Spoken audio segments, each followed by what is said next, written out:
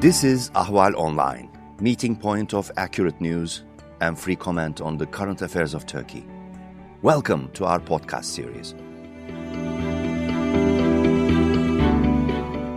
Hello and welcome to Ahval Hat Pursued.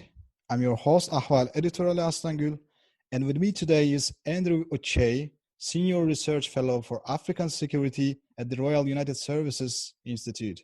Hello, Andrew, and thanks for joining us. Thank you for having me. We are speaking about the Mali coup.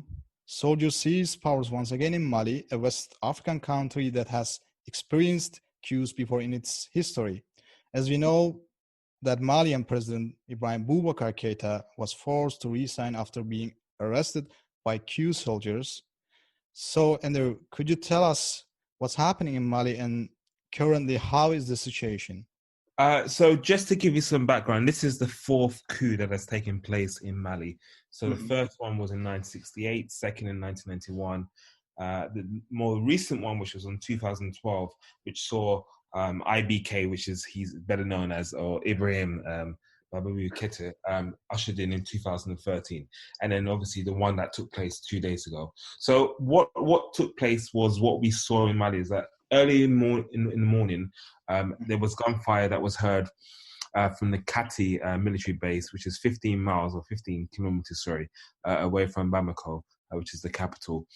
What we do know now is that at the time it was led by a gentleman called Colonel Malik Dawi, who was the deputy head of the Kati camp at the time. A lot of this leading the coup. Right? Leading the coup. Okay. What we've heard also, which has now emerged, is that a lot of this was, there were two issues going on in Mali. One, or should I say three.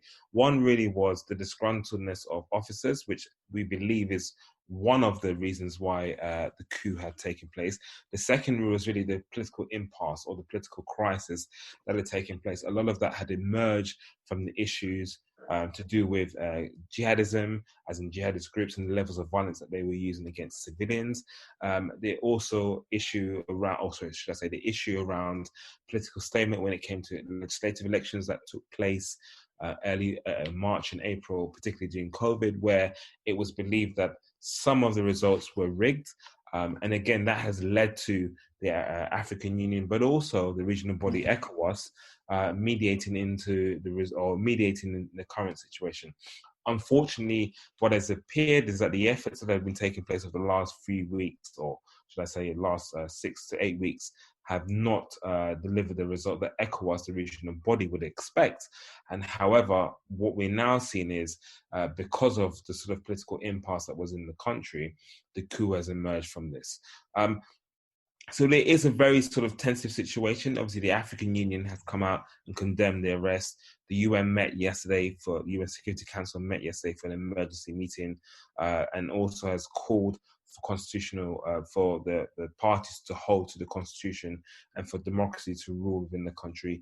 We know that the G5 heads of states have demanded that the immediate and unconditional release of IBK, that's the president and the prime minister, because he was also arrested during the coup as well. And so what you are seeing is that there has been a response by regional partners, ECOWAS in particular, countries neighboring ECOWAS, that in this case, Ivory Coast and others, have closed their borders to Mali because of the situation. But it's important to note that this comes at the backdrop of corruption. So corruption has been ongoing, and it was felt that corruption was not dealt with.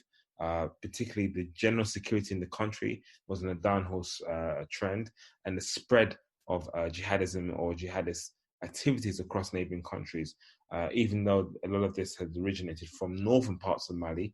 France had intervened earlier on in 2012, but what had seemed to happen is since then, most of the jihadist groups had been embedded amongst civilians, which then later led to civilians either using violence against other civilians or other civilian groups, ethnic groups, and increasing the levels of communal violence between participants. So there's all of these issues that I think have contributed. I don't think there's one singular thing that you can say, but a part of that, like I said, is there are trigger and intervening factors as part of this.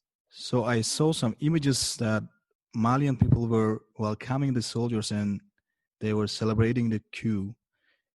It means that Malian people support this coup? So generally speaking, yes, the general consensus is that people on the streets and people that I've been in contact with are supportive. So what had happened is during what was called the movement, which was the June 5th movement, or the anti-government umbrella group that was formed, which brought together, in essence, religious leaders, civil society groups, and coalition of opposition parties together to form what is called the M5RFP, now, which is the sort of June 5th Rally of Patriotic Forces movement. Now, this movement was calling for reform, for security overhaul, for corruption to be dealt with, for the elections that were disputed to be dealt with, but also for the president to resign. And what is interesting is that most of ECOWAS, but also the president, had refused to resign. He had support from ECOWAS and from member states. As I said, they went there about 2 weeks ago to sort of show back, and then told the opposition, in this case the M5RFP, that they would not comply with IBK, in this case the president stepping down. But the reason why most people are jubilant or siding with the coup is that they felt that the confidence that was once required in the president and in his administration was no longer there. As I read on the news, observers are warning that terror groups with links to Al-Qaeda and ISIS, Islamic State, could take advantage of the current leadership vacuum. Do you agree with this?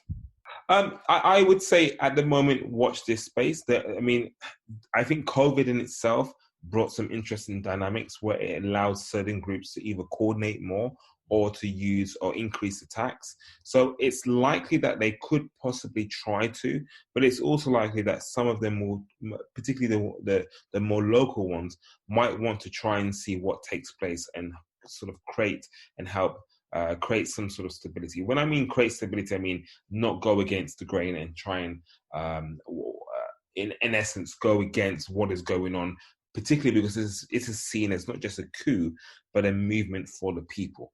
And so if you want to attract the people, it's about how you play the game, or how you go along with the narrative and the story, as opposed to going against it. So certain groups, yes, there might be, the idea of being able to play on top of this and use this to their advantage. Or with others, it's less likely that will take place. Again, because of the nature of the conflict, not just being, communal and intercommunal conflict, but also one that crosses over borders as well. So it really depends on the group and what group you're looking at. So if it's Islamic State, Greater Sahara, or Nibik, it just depends on those groups, really. Mm-hmm. Okay. I read an article on CNN International today before the interview, and it was saying that the Mali coup could worry Donald Trump and Emmanuel Macron. Do you think that outside powers will take action? I don't think France will divert away from it. France is very clear. It sees, and the EU sees this, its involvement in Mali as a way of stemming not just the cumulative violence or instability, as it says, but also, I would add, the issue of migration.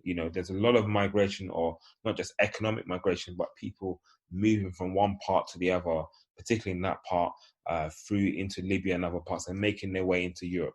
The second concern, I think, is the issue of having Islamic State, or Islamic groups, should I say, having a base in Africa, in this case Sub-Saharan Africa, particularly West and Northern Africa.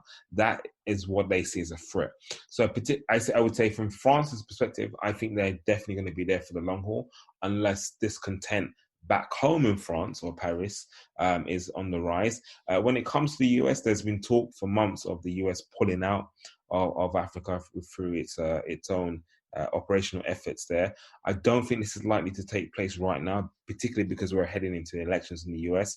And so most of the work, or most of the focus in the US at the moment, will be on the elections that are taking place in the US, as opposed to let's use this as a way to sort of come out and use this as rhetoric. I can't see the Trump administration wanting to do that at this moment in time, particularly because, as I said, there are elections in a few months' time.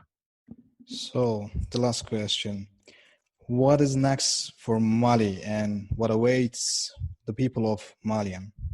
Well, the military have said that they want to make sure that there's a swift and transitional step towards a new transitional government as soon as possible. So they're working with the opposition and then talks at the moment. And I believe they met yesterday and today to talk to the opposition. And they've said, look, it's business as usual. Civil servants and various state led organizations should continue doing what they're doing. I think what is concerning for me is who will succeed the president. That's not clear. What role will ECOWAS play during this transitional period, if they will continue to play a role at all, or if they will continue to close off their borders or accept what has taken place as a coup? How will France, I think, is another question, deal with the political failure, given that it has troops on the ground, is another question. Not sure how the EU will respond, particularly because it has training operations, some of them suspended, but obviously has training operations. And it's believed that some of these troops that were trained were also trained by French and European troops as well. So how would this play into their thinking and dynamic? And then there's the aspect of MINUSMA. Does the MINUSMA have the capacity really to adapt to the situation and the circumstances on the ground? And I think for me, that's going to be a very, very good group. A very important question. The next thing is really about the terrorist groups. And as you said in your question, are they going to be able to, develop or build on some of the gains that they've already, had in the last few months? But also, how do you include dialogue with Imam Dicko, who has been seen as sort of a leader of the opposition, but has recently, as of today, from what I've heard, has said he will step away from politics in the intermediate period. And then there's the whole thing of, how do you do things like Estonia, who's about to deploy troops to Mali, the UK at some point, the EU's efforts or France's efforts when it comes to Takuba, Operation Takuba. And then there's the sort of neighboring countries. So countries like Ivory Coast and Ghana who are about to go for elections this year, and Guinea as well, and how that will play out. So is there likely that in Ivory Coast, where the president has said that he will run for a third time, will this cause a sort of a regional blow to the sort of stability that was once seen and held as a sort of a successful West Africa? So these are some of the questions that I think are on many people's minds. But also, finally, I would say also the Algiers Accord, which was signed in 2015, the peace agreement. It had been struggling, but what does that mean for that agreement as well, particularly for some of the Tuareg groups that are in the northern part of Mali? Andrew, thank you so much. It was a pleasure talking to you. Thank you very much for having me.